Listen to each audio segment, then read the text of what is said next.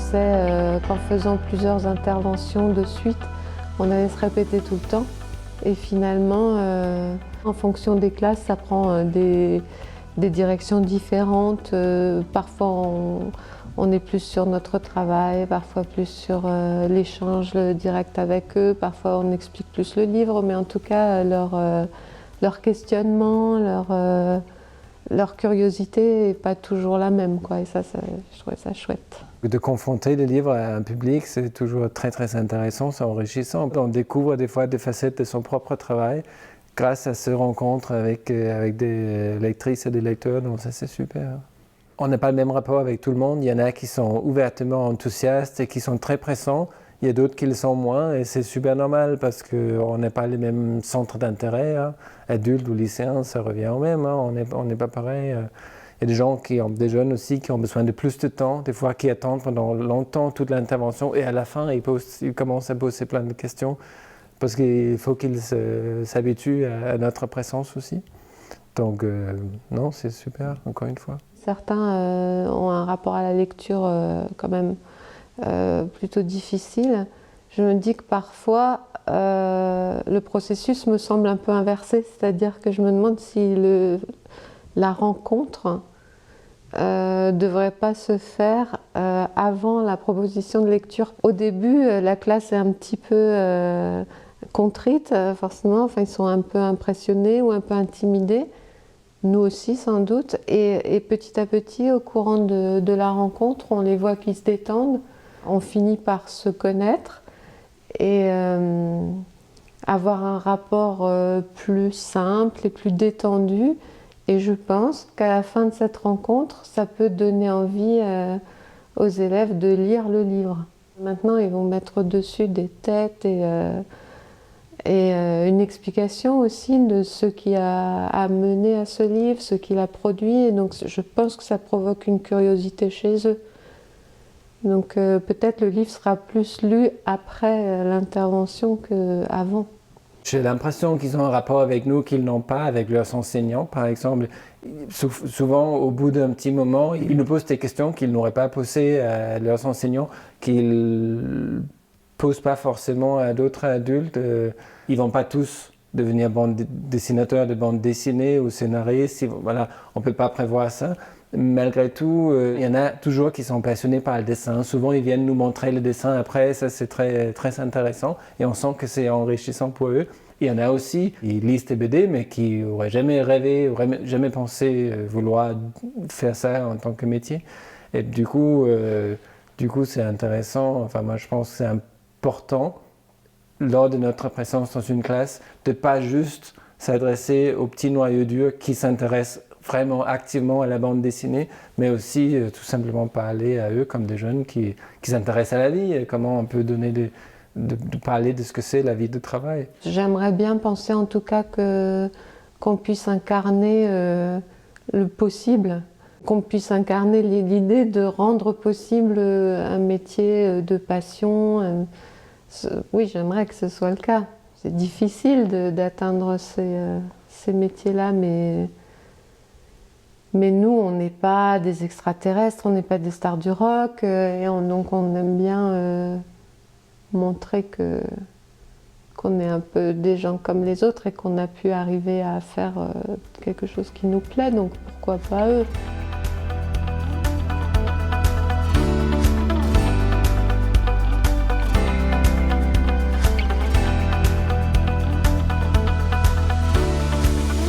Moi déjà c'est des rencontres qui m'ont pas mal ému parce que par exemple il y a des lycéens qui m'ont accueilli avec des travaux qu'ils avaient préparés avec leurs professeurs de français, documentalistes. Donc ça fait vraiment, vraiment chaud au cœur. Ça je vais le garder longtemps au fond de moi je pense. Je trouve que c'est très très important de pouvoir amener les jeunes à la lecture et de pouvoir les rencontrer et discuter avec eux de la lecture et des écrans, qui est une des thématiques de mon roman. Et ce que j'en retiens aussi, c'est des échanges qui continuent parce que y a des élèves qui continuent à m'écrire sur les réseaux sociaux. Et ça, c'est très très chouette. C'est une vraie chance pour les élèves de rencontrer des écrivains contemporains. Moi, j'ai pas eu cette chance quand j'étais au lycée. C'est vraiment une très belle opportunité qui est organisée par la région et prise en charge par les lycées, les professeurs qui montent tout ça. Moi, j'ai envie de leur dire qu'ils sont à l'âge qui tirent ce fil, qui n'est pas forcément facile à identifier, mais qu'ils essayent d'aller dans cette direction. Il faut en tirer le maximum.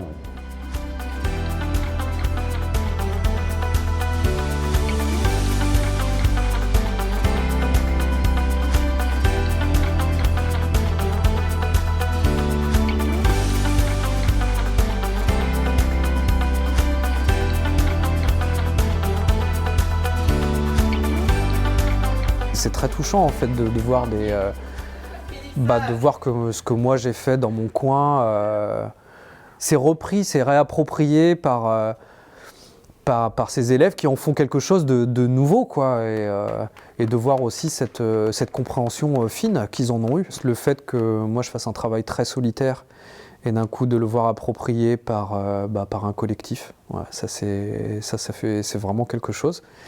Et surtout, moi, quand je suis chez moi ou que je travaille à l'atelier, je résous mes petits problèmes de mise en scène, etc. J'ai absolument pas accès à ce que ça va produire chez les gens, en fait, qui vont le lire. Moi, j'ai pas eu accès à ça au cours de ma scolarité. Dans mon parcours, les rencontres que j'ai faites avec des artistes ont été vraiment fondatrices pour moi, quoi. Ouais, je pense que ça m'aurait ouvert les yeux sur d'autres choses, sur d'autres champs d'activité. Et sur d'autres métiers éventuellement, effectivement. Ouais. Moi, ça m'aurait permis de rencontrer des artistes, de voir que les artistes existaient, etc., quoi. Moi, je voulais juste avoir des bonnes notes pour pas me faire engueuler par mes parents. Enfin, il y a un côté effectivement très scolaire dans ma scolarité à moi. Je pense que ça prend du temps, hein, de savoir ce qu'on a envie de faire, ce qu'on désire vraiment. Et puis la question du désir, elle n'est pas tellement, spécialement valorisée. On est plus dans une réponse... une attente de réponse à des critères de notation, etc., plus qu'à l'expression d'un désir et d'une volonté. Quand on m'a proposé de participer à ce dispositif-là, que je ne connaissais pas, hein, d'ailleurs, j'étais très content, hein, très flatté d'ailleurs que mon livre soit choisi, bien sûr, mais après je me suis posé la question. Je pense que j'arrive à un moment donné où certaines choses qui m'ont été données, je pense que j'ai envie de les retransmettre maintenant. Quand je viens ici, je communique, je leur parle de mon métier, je suis pas en train de leur apprendre quelque chose, mais il y a quand même une forme je pense de transmission. Je pense que c'est plus de l'ordre encore une fois, de l'ouverture vers des métiers qui sont pas forcément très connus. Ça permet peut-être de voir un autre modèle que celui du salariat éventuellement, ou peut-être que ça permet de montrer simplement que un auteur, c'est pas juste quelqu'un qui est complètement libre et qui fait ce qu'il veut, qu'il y a des contraintes éditoriales, qu'il y a des contraintes de temps, de budget, qu'il y a des questions d'argent qui se posent comme pour tout le monde, qu'on est dans le monde réel comme n'importe qui, quoi, en fait.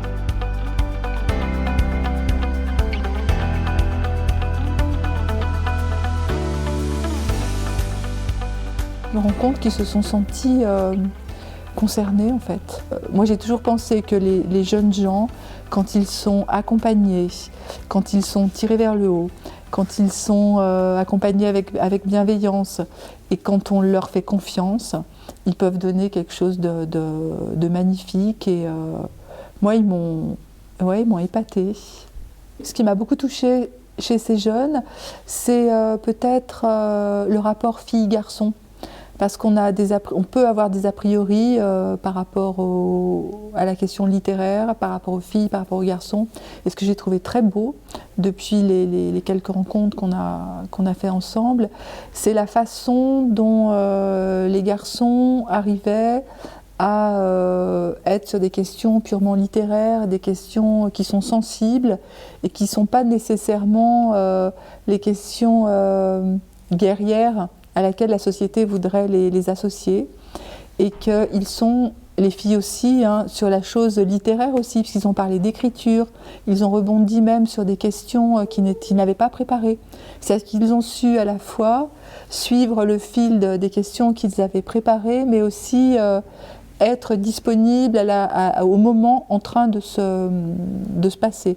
Et je trouve que ça, c'est Ça veut dire que c'est être disponible à l'autre. Moi, ce qui me paraît important dans le dispositif et tout ce qu'il y a autour, c'est de voir qu'un écrivain est quelqu'un qui a une présence physique, qu'il vit dans le même monde qu'eux, qui a les mêmes préoccupations qu'eux, qui vit dans une famille, qui a des problèmes, qui parle de la famille, qui parle de la société, qui parle du monde.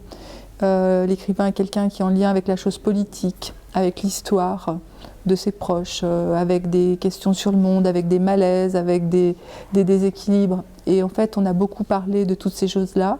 Et plus on avançait dans le dialogue, dans la conversation avec eux, plus moi je sentais que les questionnements qui sont les miens, c'était les mêmes que les leurs. Et puis surtout, moi, ce qui me paraît indispensable, c'est de comprendre que la littérature, elle parle de nous, elle parle d'eux, elle parle du monde. Et moi-même, la littérature écrite par les autres m'aide à comprendre comment les autres se débrouillent avec leur existence. Donc je me dis que pour les lycéens, peut-être quelqu'un de plus âgé qu'eux, qui se pose les mêmes questions qu'eux, mais qui a un petit temps d'avance, ça peut peut-être pas forcément les aider, mais leur faire comprendre que leurs inquiétudes, elles sont légitimes et qu'elles sont partagées, et peut-être de se sentir moins seuls.